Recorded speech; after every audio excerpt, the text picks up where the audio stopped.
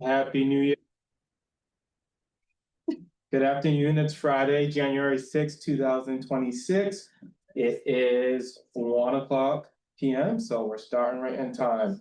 We have a quorum of the Cannabis Control Commission. We're here at the PUC located at 89 Jefferson Boulevard, and I'm calling this meeting to order. Agenda items are posted and we're going to go through them in that order. The second item is the approval of the minutes of the open session meeting held on November 24th, 2025. The minutes of the meeting have been circulated.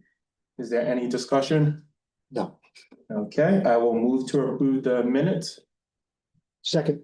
All right, so that passes. They're all say aye if you're for? Aye. Aye. All right, so there's no no's and that's approved. The next item would be Agenda C. And that's a quarterly update presented by our Cannabis Office Administrator, Michelle Redis, to include updates on the adult use retail application period and updates on important steps for applicants, including background checks and zoning approval. Yes, thank you so much, Commissioner. Alrighty, good afternoon, Commissioners and public. Today I will be presenting the very first quarterly update for 2026. Next slide. As always, I'd like to begin by highlighting a few data-driven slides just to keep everyone informed. We have all very subtle changes across our metrics, but I think it's very important to keep everyone informed as to how our marketing is. So for a more in-depth review, please visit our website and take a look at our data, our metrics. You can always do that at any time. So slide 2 up here provides an overview of the current cannabis licensing across all license types. At this time, there are 8 licensed cannabis compassion centers in operation. We have 1 provisionally licensed compassion center, and we have 57 licensed cultivators. Next slide. Slide 3 summarizes our hemp licensing activity. Currently, there are 9 licensed hemp growers/handlers, 23 hemp distributors, and 176 hemp retailers operating across the state. Just for your awareness, there have been no major significant updates since I provided the last quarterly update. So next slide. Next slide. Slide 4 presents our current medical patient count by zone. We continue to hover around the 7,000 active patients statewide. So this is just to give you a breakdown by zone of our patient count across the state. Next slide. And finally, for some metrics around our retail sales performance for calendar year 2025, I want to highlight a couple of performance trends that we see. Slide 5 presents retail sales by product type with prepackaged flower as the highest selling category, generating nearly $51 million in sales during calendar year 2025. And you can see the rest of the categories outlined on the deck as well. And then moving on to the final slide. Slide 6, you'll see a continuation of our retail sales overview, illustrating a continued healthy market with $120 million in total retail sales. We remain pleased with these trends and continue to work diligently to maintain a stable and responsible market in the state of Rhode Island. Next slide. So now shifting to an update around our strategic priorities, which include adult use retail expansion and our partnership growth across the state. On December 29th, the submission window for our adult use retail license applications closed. Following the close of the application period, the office conducted a high-level review to determine the total number of applications received and their distribution across license types and zones. As shown on the slide here, you will see the office received a total of 98 total submissions into the portal for our review. Next slide. After further review, this particular slide highlights a noteworthy outcome. Based on the zones and the license types pursued by the applicants, the commission may, at this time, only award up to 20 adult use retail licenses, and I want to explain. There were no general retail or worker cooperative applications submitted in Zone 1, as you'll see highlighted in the first box. And then there were no worker cooperative applications submitted in zone 4, as you'll see in the following box. So with this, as a result, the maximum number of licenses available to be potentially distributed is reduced from the 24 to 20. So I just wanted to highlight at this meeting, preliminary data shows that if we were to, just for example, move forward at this time, we could only award up to 20 licenses based on the way the applications came in by zone and by license type. And if you have any questions about that, we're happy to take those inquiries via the inquiry inbox if you need us to break that down or explain it a little bit further. Alrighty, so it is important to note that this number may change due to application deficiencies or failure to meet final licensing requirements, and all license awards remain subject to the Commission's final determination. So we'll go to the next slide. So this just really highlights in words exactly what I explained. That preliminary review was conducted on January 9th, 2026. And as I mentioned, based solely on the zones and license types, the Commission may only award up to 20 adult use retail licenses at this time. I also want to make it clear that we are currently working very diligently to review those applications, but also to keep in mind that all license awards remain subject to the CCC's final determination and completion of all statutory and regulatory requirements. All right, next slide. Some key dates and milestones to keep in mind as you continue, if you are an applicant, to move through this process. I want to note in October of last year, the deadline for submitting evidence of final zoning approval was extended to March 2nd, 2026. Please note that applications that do not include evidence of final zoning may not move forward in the selection process. So it's very important to keep that deadline in mind. I want to note that applicants are strongly encouraged to work closely with their municipalities to finalize all municipality and zoning requirements. And just for your awareness, the team has conducted significant outreach to municipalities. The municipalities to date have received written notification outlining what to expect from the Commission moving forward. We are prepared to begin the municipal review process around the March following the close of the zoning relief deadline. But for sure, keeping in mind the statutory requirement for us to complete that review within 45 days. So I just want to make sure everyone is aware and highlight those dates. And then as I close out key dates and milestones, please also keep in mind the NCIC background checks for majority interest holders are due February 2nd, 2026. Applicants should visit the Commission's website for important guidance on what must be brought to the Attorney General's office, as well as additional information to support you through the application process. We have that information on our website outlined.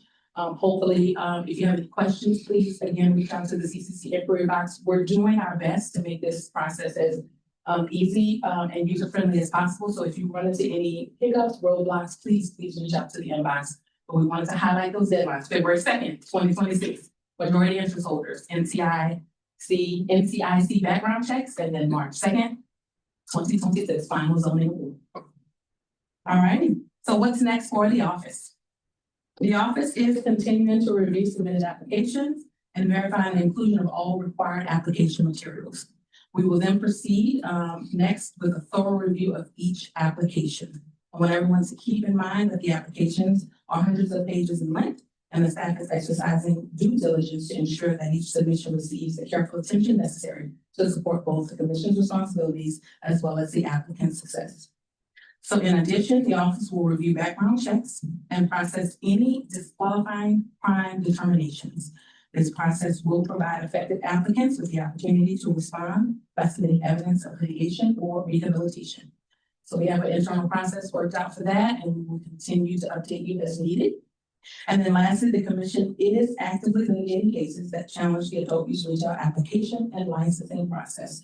We want all interested stakeholders to be very aware that these cases may impact the Commission's goals and timelines discussed in this presentation and any former presentation. So it's very important for us to update you all on that. We're continuing to work diligently through those processes. All right, next slide. All right, as I close out, in November of 2025, the Cannabis Office entered into its very first memorandum of understanding with the Rhode Island Department of Revenue's Central Collections Unit. This strategic partnership strengthens our enforcement and fee collection capabilities and demonstrates our willingness to use all available resources to address non-compliance. Today, the commission will consider further expanding these partnerships as outlined in our future agenda item. So with that said, I want to close out by saying, we encourage you to stay engaged as always. Reach out to the commission via website, email, or phone, and we are happy to answer any questions and support you all through the process. So thank you very much. Thank you, Commissioner Reddish. It's always important to get these updates, so I know, I'm sorry, Administrator Reddish. It's always important to get these updates, so I know a lot of work goes on behind the scenes to get these updates, and I really appreciate receiving them as a commissioner. And it's also important for the inquiries. If you do have an inquiry, we do see them, and we always welcome them, so it's important as we work to continue both efficiently and transparently. Do you have any comments? Go ahead, Commissioner Jackard. Thank you, Commissioner Odhiambo. Michelle, very, very good information. Really, you really hit on all the things that we've really been waiting to hear about. Yes. So I appreciate that. A couple of questions. On slide number 6, the total wholesale transfer sales, does that include the integrated compaction centers? In other words, in that $46 million total, do the compassion centers, do they report what their grow operation sells to their retail operation, or is this just from the other licensed? I think I understand what you're saying. If I'm not mistaken, and I can certainly provide additional context from the team, but my understanding is that the total wholesale transfer sales is industry-wide, so that would include the metrics moving from the vertically integrated operations. Okay, so they report like a wholesale total to their retail That's my side. understanding, but I certainly want to double check that and I'll get back with you. Okay, and then on slide number 9, got zone 1, 2 social equity applicants. Does that mean that the applicant, let's say both of those social equity applicants have a complete good application? Does this mean that the loser of the social equity, or I guess the second place finisher of the social equity drawing would have the opportunity to take that one of the general retail licenses if they wanted to? Maybe that's a legal question. Yeah, well, You need some research on that. If you would like to, I'm sorry, Chief Legal Services for the Commission can chime in. Sure, I can weigh in on that, Commissioner. So what you see here is a true representation of all the applications that were submitted. If any of the social equity applicants wanted to apply for either a general retail license or a workers' cooperative license, they would have had to have submitted their applications, which would be reflected here. So there won't be rolling over of any applications from one category to another. These are sort of the final numbers for each application category. Okay, so that won't happen? No. Okay, thanks. Anything further? No, thank you. Thank you, Administrator Reddish. Absolutely. Let's move on to the next item, which will be item D, review and discussion and potential vote to approve and execute a memorandum of understanding with the Rhode Island Division of Taxation for purposes of effectuating the transfer of information pursuant to Rhode Island General Laws 44-70-16. And I will have the Chief of Legal Services, Mariana, present the recommendation, please. Mariana Omar. Thank you, Commissioner. This agenda item involves a memorandum of understanding that's proposed to be entered into between the Commission and Rhode Island Division of Taxation for purposes of effectuating the transfer of information contemplated in Rhode Island General Laws 447016. That statute allows the Division of Taxation to disclose otherwise confidential tax information to the Commission for purposes of the Commission ensuring compliance with state laws and regulations. The proposed MOU details how such information will be transferred, used, and kept secure. The proposed MOU has been thoroughly reviewed by both Commission staff, members of the Division of Taxation, and has been provided to the Commissioners in advance of this meeting. And it's recommended that the Commission vote today to approve and execute that MOU. Thank you. Thank you. Thank you. Any discussion? No, thanks. Since there's no further discussion, I'm going to move to approve and execute the memorandum of understanding with the Rhode Island Division of Taxation for the purposes of effectuating the transfer of information pursuant to Rhode Island General Laws 447016. Is there a second? Second, All in favor, say aye. aye. Aye. So the motion passes. Next, we will move to agenda item E, which is review, discussion, and potential vote on the pending variance request of Moorbud LLC, micro class cultivation license CV 0047 to transfer full ownership interest to new owners Nicholas Trimarchi and Tim Arnold. And I'll let Chief of Legal Services Mariano Armand present this recommendation. Thank you, Commissioner. On December 16th, the Cannabis Office received a change of ownership variance request from Moorbud LLC, which holds a micro class medical marijuana cultivation license number CV 0047. The variance request proposes the sale of Moorbud to Mr. Nicholas Tremarsh, who is currently a 1/3 interest holder in Green Med Pros Incorporated, which currently holds a Class A hybrid cultivation license number CV 0092. Upon approval of the variance request by the Commission and the acquisition of Moorbud, Mr. Tremarsh proposes to gift a 1% interest to Moorbud to Mr. Timothy Arnold and otherwise fully divest his ownership interest in Green Med Pro.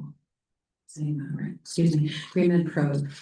Internal review of the submitted documentation confirms that the variance request for ownership transfer meets all applicable rules and regulations, and that once the second variance request is completed, neither Mr. Tremarsh nor Mr. Arnold would qualify as controlling persons in multiple licensed entities. As such, it is recommended that the Commission vote to approve the change of ownership variance request as submitted, with the understanding that the second variance request regarding divestment of Mr. Tremarsh's interest from Green Med Pro will be reviewed for compliance and approval by the Cannabis Office. Thank you. Thank you very much. Any discussion? No, thank you. Since there's no further discussion, I will move to approve the variance request of Moorbud LLC, micro class cultivation license CV 0047 to transfer full ownership interest to new owners as set forth in the variance request, pending completion of all outstanding items. Do I have a second? Second, All in favor, say aye. aye. Aye. Right, so the motion carries, and the next item will move to agenda item F, which is public comment. And I'll just point out that there are other items on the agenda after the public comment, but they will be related to executive session. So that's why we're doing public comment now. And as a reminder, I'd just like to go over some ground rules. Certainly you can come up here and provide comment, and according with this list, it would be 3 minutes per person. I'll have a timer. I will probably get help with when you have 1 minute, but I'll try to remind you that you have 1 more minute. And then when time is up, I'll just signal that time is up and tell you that your time's up. It's not a question and answer session. Certainly you can provide your comments. We try to keep it civil here, but let us know what's on your mind. We will not be answering any questions. You guys have done this before, so I will not belabor those points. The first person I have to come up here is Jason Calderon. And you could just walk all the way up and then just press the microphone button. And it should turn green and then you can begin.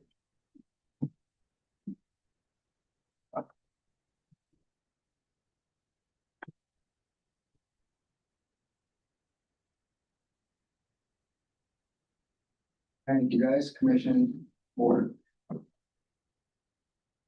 So what I just wanted to talk about a little bit today is, in one of the slides, you had mentioned the zoning portion and the final zoning approval, by March 2nd. So what I wanted to bring light to the commission and to everybody in the room today is, the active group running around trying to disqualify or stall applicants in their zones. They're using nefarious tactics, illegal tactics, but they're doing it nonetheless. And they just got me yesterday. So I had final zoning approval, my special use permit from the town of North Kingston, which I still have. But an appeal was filed to stall my application past the March 1st. There's some major players involved in the state, which I have evidence to, which I had submitted to the CCC today. And I will, once the meeting is over, forward the rest of the evidence that I have in regards to this, into this company that is now filing multiple applications and trying to disqualify competition in their zones. So right now I'm in that boat where a traditional appeal process can take, which most of you guys know, can take anywhere from 4 to 2 years, depending on how much they can stall it. So this appeal was done and excluded myself and the owner of the building from the appeal process, just to further slow that process down so we wouldn't, get hip to what was going on. And the town solicitor forwarded this information over to us. And that's how we got light to what was going on and what was happening to us. So I just want to basically put that out to you guys so you guys know it's going on and see what you guys have in place to counter this, because it's only the people that are stuck acquiring a special use permit where all this stuff is public knowledge and public data, and they get access to the abutters list and who is in those zones and who can file these appeals. And then they're using that data against us. Now I've spoken with the town solicitor, and he is 100% confident that my zoning and my special use permit will hold up. But we all know there's an appeal process, and if I'm caught in that appeal process outside the March 2nd date, then you guys have the right to disqualify that application, or may disqualify the application. So what checks and balances do we have against this? Have you guys thought about this? Has this been a topic or anything that you know, or have it, looked out into the future to see if this potentially could happen? But I want you to know it is happening, and it has happened to me. And Thank you, Mr. Calderon. Thank you, Mr. Calderon. We appreciate your comments. 3 minutes. Might not be enough. So as always, we remind everyone, if you want to give us more detailed statements, Administrator Reddish provided the CCC inquiry address, and you can give us full statements as well in writing there. And we do see them, the commissioners see them, everyone on the team sees them. So certainly you can do that. The next person we have is, and forgive me because I don't think I can see the full first name, but I believe it's Magnus Thorson.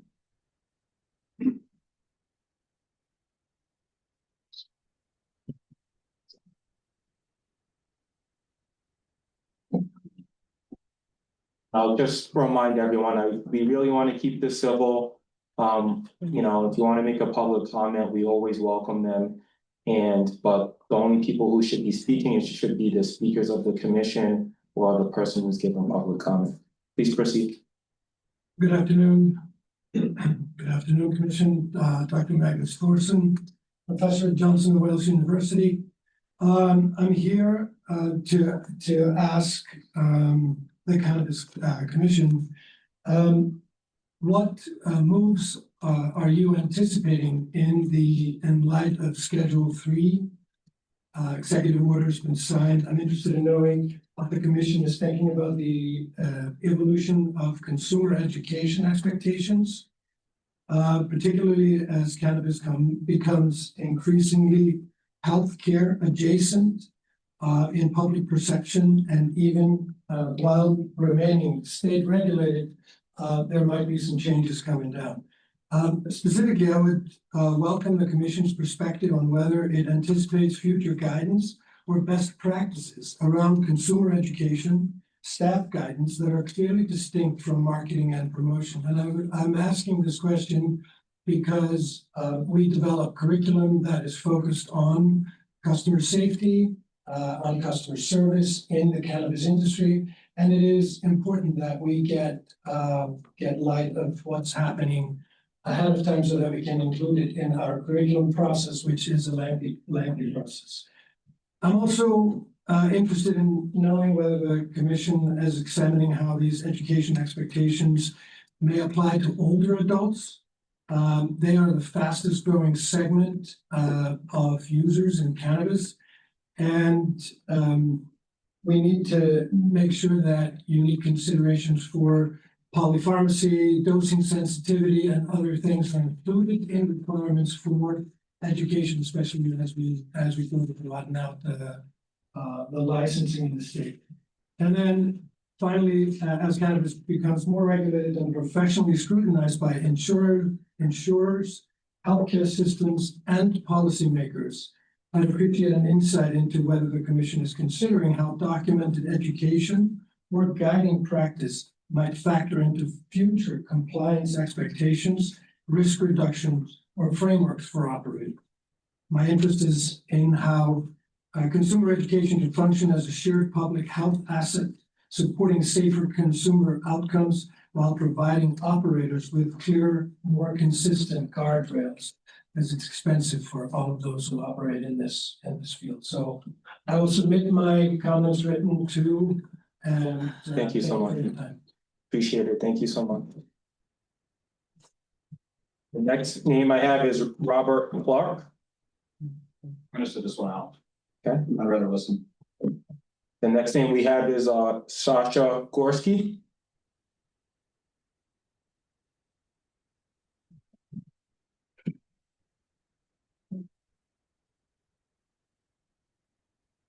Hi, good afternoon, commissioners. Just to get my regular comments off the top. It's still really important for cultivators to get these new dispensaries open as quickly as possible. We are still dealing with a really unbalanced market and we need more outlets to sell our products. Other than that, I'm here today to talk a little bit about the packaging bulletin that was issued last year about total cannabinoids and delta-8 THC. This is something that I commented on when the regulations came out. This is something that I have met with the cannabis office specifically about, and I submitted a petition to change the regulations perhaps. And I was told that since it was a bulletin and not a change of the regulations, that I couldn't do that. I wasn't able to get anywhere with the cannabis office. And like I said, I made comments on these, so I'm just a little like at my wit's end about what next steps I can take to really get this like in front of you guys. So the bulletin said that we are not allowed to list total active cannabinoids on our packaging. This is not in the regulations. It's not prohibited via the regulations. It's something that's tested by the testing labs. And the answer that I got was that it's too confusing. And I think honestly, that's kind of a lame excuse. I think it's confusing that testing about cannabis is confusing. like explaining the difference to consumers between Delta 9 THC, THCA, and total THC is more confusing than explaining total active cannabinoids. So I really encourage you to let us list those things. They're listed in our neighboring states. And people make buying decisions based off of them, and to not be allowed to list them on our packaging or on websites is a detriment to this industry. That same bulletin also insisted that we list Delta 8 THC on our packaging. As you know, our packages can be really small. Adding just another number on there, I see no reason for it, especially when Delta 8 is usually 0, and we are already required to list any cannabinoids that are featured in a product. Like if we have CBG in a product that's featured, it has to be listed on the package. Already, most of my products in particular, with Talaria, don't have any CBD in them. So we already have 2 zeros on our packaging that say 0 CBD, 0 CBDA. To add just another number takes up, unnecessarily takes up room on our packaging, and I think does actually make it more confusing. So I would just love to know what next steps I can take to try and edit this bulletin or change the regulations. Thank you. Thank you, Sasha. And the last person we have is Eric Larson.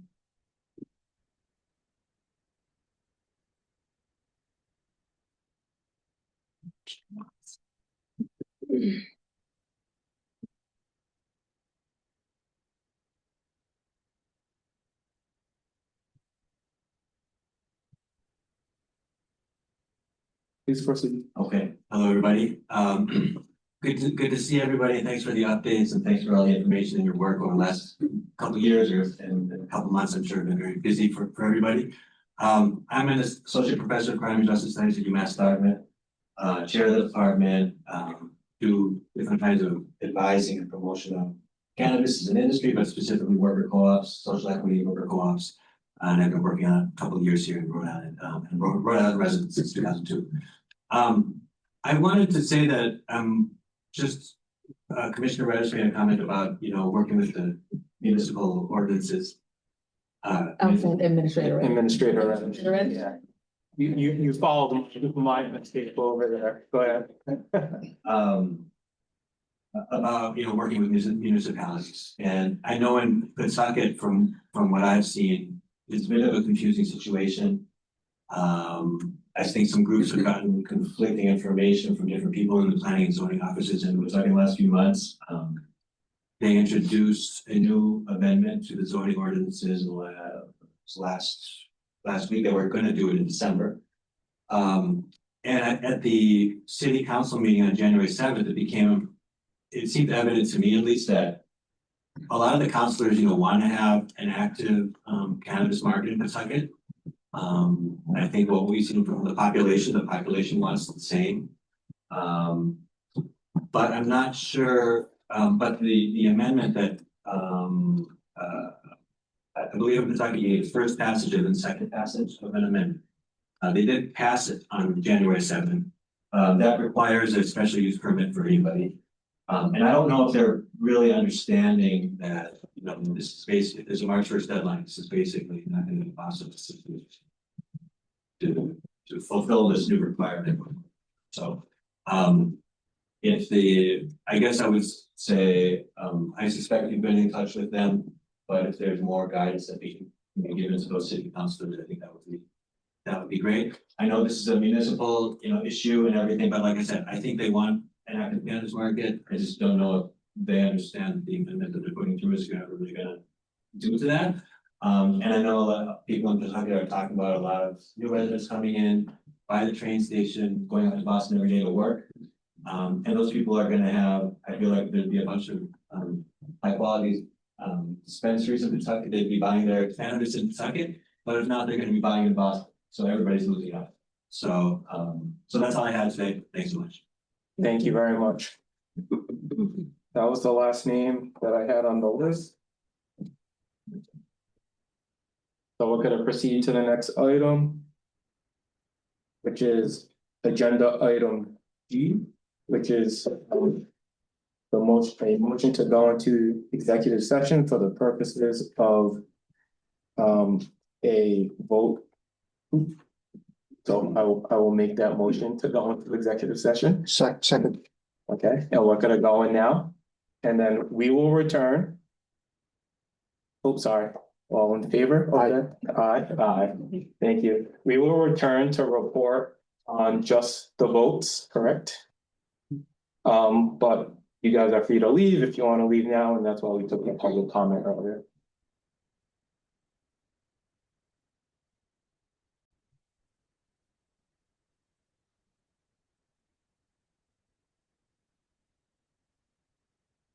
Right, we are back from executive session. And I'll move to return to open session. second, All in favor? aye. Aye, so we're back in open session now, and we'll move on to agenda item I, which is the motion to seal the minute from the executive session that was held today, January 16th. Second, I'll move to do that. All in favor? aye. Aye, okay, so that passes.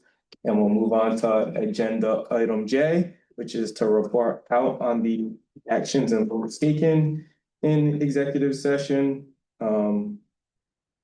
And to vote to approve the minutes of the executive session held on November 14th, 2025, pursuant to General Laws 4246 5A1.